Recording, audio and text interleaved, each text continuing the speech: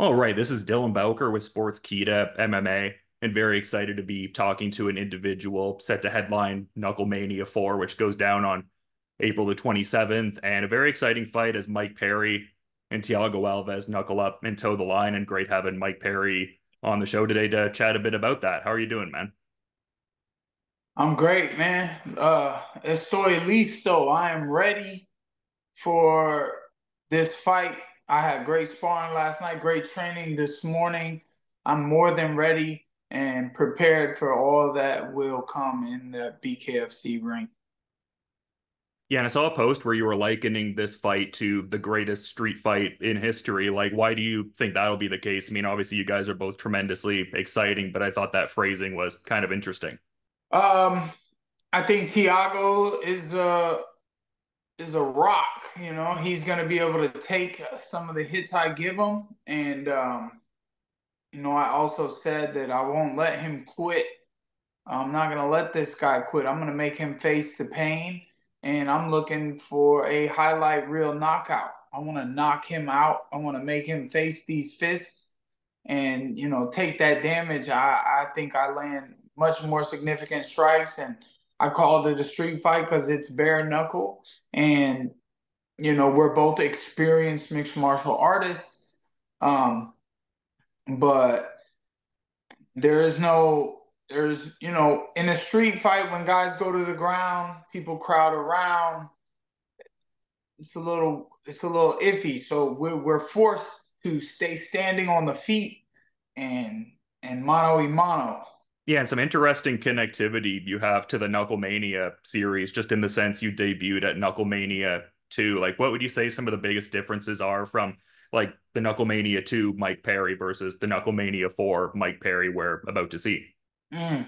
I I have been zoned in to my boxing for quite some time now. I think I'm still getting better, and at that time it was fresh still that I had only been training just boxing for a short amount of time.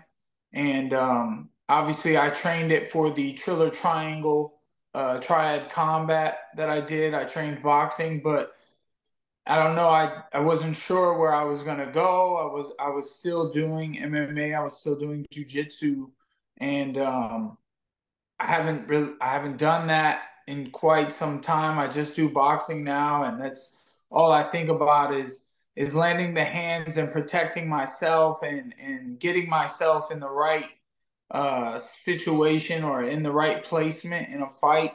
Um, the training that I had last night, the sparring, my sparring partner is very strong. He's a brick wall. I mean, I hit him in the body with some hard body shots, and they hurt my hand, and I didn't see him wilt. And I don't care if Thiago hears that and thinks that he's going to be able to take it, because I know my punching power is significant, and I think it's more significant than his will be. And I can't wait to show that in my performance. I'm looking to come out flashy, look fantastic, be beautiful, and beat this guy up and continue my reign as king of violence. Not self-proclaimed, by the way, like his. He's the king of this, doing that, and you gotta just stand in the middle, blah blah blah. He was self-proclaimed king. Yes, he was a bare knuckle champion, but you know, I think I've been fighting harder opponents than him. Obviously, we both fought Julian Lane, but that was his toughest fight. And my fights have only gotten bigger and much better ever since then. And I'm looking to go out and perform to the best of my ability. Wait till y'all see my outfit. You'll know what I'm talking about when I say flashy. When I come out looking this good, there's nothing I can do but go in the ring and perform just as well. Yeah, for sure. Look good, feel good. And speaking of great work, it seemed like you were getting in some solid rounds with the number one pound for pound BKFC fighter, Lorenzo Hunt, ahead of his heavyweight title bid on this card. So I imagine that helps out also. Yeah, I mean, Lorenzo is definitely a different. He's a tank. Uh, but he's very technical, um, and he's a great training partner. Um, that that footage was actually kind of old. That Oh, wasn't as recent, but he had just released it. So actually, that footage is kind of old, and I think I'm a much better boxer now than the guy that you saw in that video, and as well as Lorenzo. He's probably much better now. He's had a few fights since that video, and obviously, you know, different weight classes. I mean, the guy must be 230 pounds, built like a brick house. I'm 190 pounds, built like a brick house. So, speed, power, weight, we meet at a weight class, and that's what's great about me and Thiago's fight is because we're very similar build, we're very similar stature, height, um, you know, and I think my skills will show the difference. yeah, and obviously a lot to talk about with this fight, but just seeing some different interviews, it seemed like some names like Darren Till and Dylan Dennis were mentioned as potential opponents for this card. Do you know of any other opponents that were suggested for this event before the Alves fight got locked in? No, the Alves name came in kind of out of nowhere, and it was locked in as soon as I heard the name. It was set that that's what the fight was going to be. I did hear that Darren Till turned down a $2 million opportunity to fight me. He says that I'm lying, but I was told by um, someone else that I trust. So, that's just what I heard. And you know how it goes through the grapevine. You know what I mean? People twist things up. But what the has Darren been doing? It doesn't matter. I've been out here on a tear fighting and winning these fights against great competitors. I mean, MVP, just to name one. Loved that fight with that guy. What a talent he is, and I showed what makes Platinum Mike Perry, a force to be reckoned with, and I'm gonna keep it going. April 27th is just around the corner, and I'm so ready, so excited to perform next week, KnuckleMania 4. Yeah, and in mentioning MVP there, I'm kind of curious just because, he's in the UFC welterweight ranks now. Like, what are your thoughts on the overall state of 170 pounds in the UFC? Like, what might be next for champ Leon Edwards and whatnot, just because you used to fight in that division? Leon's great. He's very smart. He fights smart, and you know the fight with Kobe Covington was interesting. I was there live, and I talked a little trash to Kobe during the fight, and I saw he looked at me through the cage. I was talking bad shit, but like I was trying to be like, what are you doing? You're just not wrestling, not attempting to wrestle with him. And then Leon allows Kobe to finish the fight on top. So Kobe has something to say, like, oh, I won the fight because I won the last 30 seconds. I was on top and he couldn't get out from under me. You know, there's some good guys, man. Shavkat Ramanov, I guess Hamzat Chimaev is up at 85, gonna fight Whitaker. That's fun, but they've been messing with his weight. I guess he can't cut that weight, or he's bigger than he seems to be, and he just fights at a larger weight. And then, I'm punching with the 185ers, right? And the 170, I haven't made that in so long.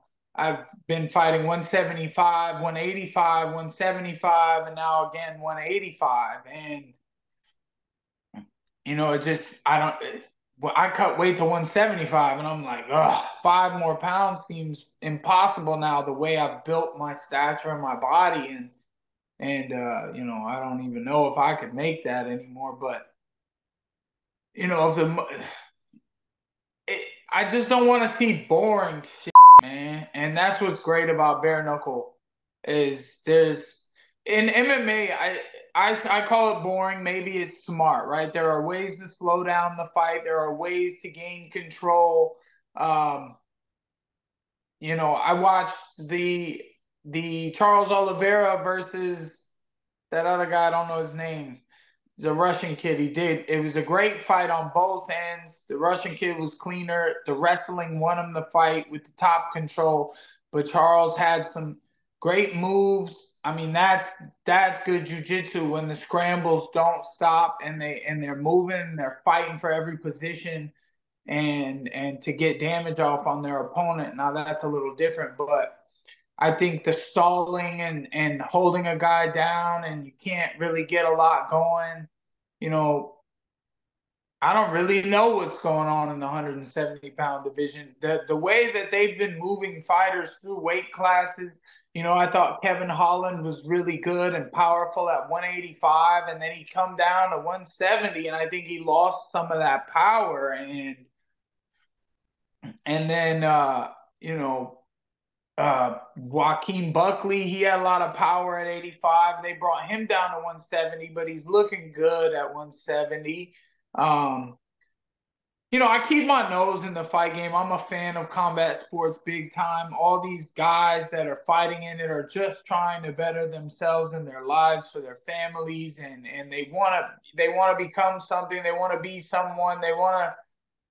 We all want to be Conor McGregor nowadays. He did it. He made it. He blew up big. He knocked everybody out, and then I was just talking to this other guy, because they asked me about Darren Till, and I think I said something about Jake Paul, and I'm like, obviously we want to make the Darren Till fight because it's years in the making, and his fat still over there talking shit about it, but he ain't been fighting nobody. I've been fighting, and Jake Paul's out here fighting, and I get reminded of, because I said Conor, and Conor's just this big money guy, and he's so great at talking, and everything he does and build up, everything he touches turns to gold. That movie, his acting, his abilities, his skills, his mind. I mean, he's so sharp. But let's not forget, Nate Diaz said, you know, you're taking everything I work for, motherfucker. I want to fight your fight. And I was saying that about Jake Paul. That's how I feel. And then we know what happened in that first fight. Nate grabbed that neck up and he choked him when Conor McGregor was big time, big time. Like when he knocked everybody out, and then he finally had a struggle with Nate, and obviously Nate took some punches. Like I said, man, I'm a fan of the fight game. I just trying to be better than I was yesterday, trying to be bigger, and just build something that can last for my kids. Yeah, no, I love that, and definitely comes across in how you carry yourself nowadays. But just in addressing this, next fight here, I mean, 2-0 in BKFC, the inaugural middleweight champion as well. And I feel like we started watching MMA around a similar time period. So perhaps this is a guy that's been on your radar for quite a while. Like, what are your thoughts on Alves's resume and just, I guess, some of his better skills? Um, some people said something about his kick. I'm like, well, his kick. First of all, we're not kicking, so that's good. I mean, I think he's an upper body kind of guy. I think he's pretty stocky, and we're very similar. And but I think my boxing skills will take me over the top in this fight. And if you ask me about his resume, I think first thing that comes to mind is the best thing he ever did was lose to George St. Pierre. And, and obviously he won the bare knuckle title, but I just feel like my resume, obviously I have more bare knuckle fights. Obviously before I got the bare knuckle, I fought this big time boxer, which proves my skills in boxing. I mean, between Michael Seals and Michael Venom Page, me and Thiago both fought crazy Julian Lane. He's very tough, yes, but I think I outclassed Julian Lane much better than Thiago did. I think Julian Lane beat up on Thiago a little bit, but I'm not gonna make comparisons with a fight that Lane lost. So, he lost to both of us. And I just think that um, the way that I box will be, better than, like I said, you asked me, what do I think of Thiago's resume? I just think about him losing to George St. Pierre, and this is not MMA. He's got to stand and bang with me in the middle. And I guess one of the last things I wanted to touch on, because I find it sort of interesting the way you talk about your fighting, like you talk about it in a very refined kind of way and whatnot. But it seems like the common thread through a lot of your last few opponents is them underrating your fight IQ in a lot of regards, like kind of just talking about the grit and toughness factor, which is obviously there. I guess I'm curious as to your thoughts on that. Like, is that a frustrating kind of thing at all, or does it ultimately work in your favor because it's almost derivative of that thing where it's like the shot that, surprises you is the one that's ultimately gonna, hurt you the most? So is it kind of in that line almost? I've been doing this fighting thing a long time, and I've always fought the same way. And now that I'm in a sport that is so fitting for the way that I fight, my abilities to take it and give it, um, you know, I don't think about what my opponents are thinking about. I believe that, when they hit me a couple times and I'm just getting closer and closer to the moments where I get to hit them, I think I will hit them more significantly than they will hit me. I think I roll with the shots very well. I think I'm doing things in milliseconds and they're expecting to see it in seconds. I think it's very hard to capture what I do, even on camera, even in slow motion. The gaps are teeny tiny milliseconds of what it is that I'm doing to make a difference in these fights. It's hard to catch some of the clean hits that I hit Eddie Alvarez with and made him quit. If you watch the footage, you're like, you have trouble seeing it. But there's shots when his back is to the camera that I see myself catch him with. There's shots that hit him on this side as he turns away. I'm pretty sure there's one I come out with a combination, and I'm pretty sure this little knuckle right here went right through his face bone. It dug in deep, and he felt that, and he gave up. And I'm just over here wishing I said, get back up off that stool, get your ass out there in the middle, and fight me like a man. Take your beating like a man and fall down on your shield. Don't quit in the middle. Yeah, I mean, it's going to be exciting to see this next step in the BKFC journey. And this last thing isn't really so much a question, but my mom wanted to do a shout out in the interview. I feel like she doesn't really gravitate towards that many fighters, but she seems to enjoy you and how you carry yourself. Oh, So shout out Jen Bowker, I guess. shout out to all the moms, man. Shout out Jen Bowker. Shout out my mom, Sabra. My mom lives with me and my family. She's obviously a big part of the family. It's a team effort over here. My wife's mom, I fly her into town when we have events, or we'll fly her in so that her and my mom can watch the babies together while me and my wife enjoy some adult time to ourselves.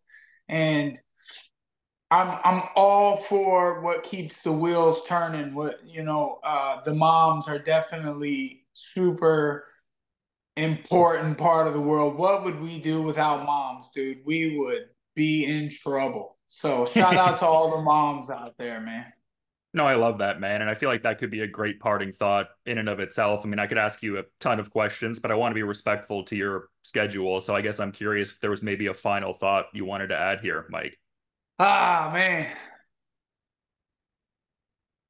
I'm so excited. I'm so ready to perform. There's a couple more days of training. I got some more road work. Um, my friend Michael Milmerstat, he passed away. He was a SWAT member and a police officer, and he passed away a year ago. and they're having a ruck for Mike, which is, you grab a backpack and put 20 pounds in it, there's people that are gonna walk or run 75 miles. They're gonna go for 26 hours on Saturday, April 20th. That's not tomorrow, the day after tomorrow. And then um I'm gonna go to that. I'm gonna carry a ruck. I'm gonna get a couple miles in, maybe a few. I can't do the 75, but I gotta go show support to um, my friend and his family, and we miss him very much. And that's just and then Mike was a very tough guy. He was a SWAT guy and a pro fighter, and he had a dream to come back to his fighting and fight again. And when he passed away, I just this is a dangerous game, and it's like he keeps me going because I can't give up now. And not to say that I mean, obviously thoughts hit your head sometimes. You're like, damn, I don't want to do this training. I don't want to do this. I don't want to do that. But you have to, because if you don't, someone's gonna beat you down. And I ain't I'm trying to win in front of my family, my kids, my wife. Obviously they're probably trying to do the same thing, but I I want it more. And I'm gonna prove that April 27th at BKFC. I want it more. Well, it's a hugely exciting fight at KnuckleMania 4 against Thiago Alves, and great getting to talk to you again, Mike. I really appreciate the time, and yeah, looking forward to checking out the fight, obviously. But until then, you have a good rest of your day, man. Thank you. Thank you, brother. Have a good day.